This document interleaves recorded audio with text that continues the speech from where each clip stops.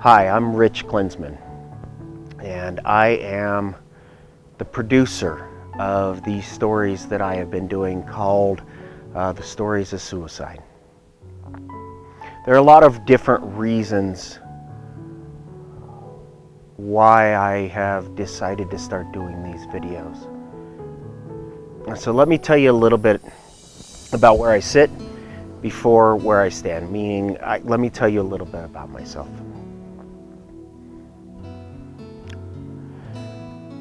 I'm chronically suicidal. It started when I was probably 17. You know, I was popular in school. I came from a small town, and I did sports, and I did drama, and I did a little bit of everything. And so I think I was kind of popular, but at 17, I wanted to kill myself. Remember sitting in my room one night, just going, it's not worth it. I am too much of a burden on my parents. And my parents probably don't even realize this. They don't even know about this, but I remember sitting downstairs in my bedroom thinking it's not worth it. And if it hadn't have been for the thought of a friend of mine who had been through so much more than I had, she had been through so much more than I had, and she made it through. And she was one of the people that it just popped into my head that I knew would miss me if I was gone. Not that I was a burden to her, but that I knew she would miss me. And so I didn't that night. So anyway, about 6 years ago, everything seemed to be fine up until then. But about 6 years ago, I wanted to kill myself again. I was sitting in my office, and the job wasn't going well, and I wasn't able to pay bills like I wanted to. And I thought to myself, I'm not worthy. I'm not worthy of my children. I'm not worthy of my wife. And I'm not worthy to be here.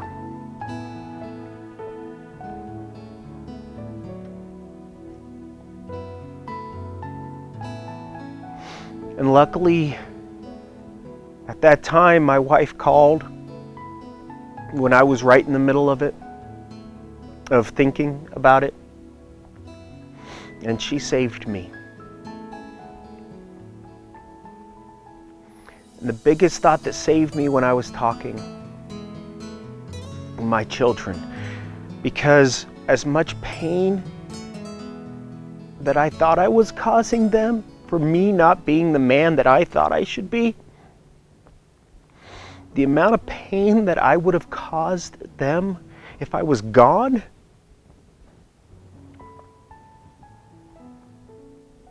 that would have been so much harder on them. And I couldn't do that to my children. I could not cause them pain.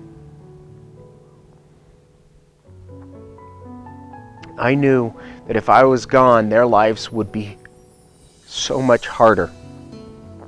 That their pain, that the pain that I gave them would never go away. And now I'm doing these stories, and I see the pain that is out there, the pain that it causes. I see the pain in my friends' eyes who lost their son. I see the torture that people go through a friend of mine who lost their daughter. And I see the confusion that it causes. to where people just can't function. They can't function. They can't handle the loss. It's hard enough to lose someone normal, but when somebody takes their own life, it's so much harder. But part of the reason why I'm doing these stories and part of the reason why I'm talking here to you today is I want you to know that there is hope. There is hope out there. Come talk to me. Come talk to somebody else. Go talk to a counselor. Anybody. There is hope. Do not make a permanent solution to a temporary problem.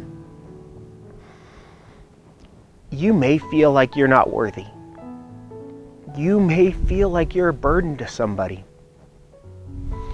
But the burden, if you leave, it's really hard to imagine. I've talked to people who, their brother 6 years ago committed suicide. I'm sorry, took his own life. I don't like to commit suicide. It sounds like a crime, and it's not. But even after 6 years, the pain is still there.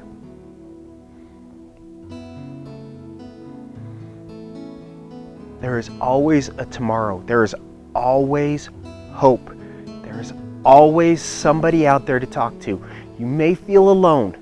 You may feel like nobody can help you, that you're not worthy to be here. But let me tell you, you are. You are worthy to be here. There is somebody in this world that will be crushed and devastated if you're gone. And that's what I'm trying to say with these stories, is that please reach out. If you need help, reach out. Help is here. Don't take your life. There is always something better the next day.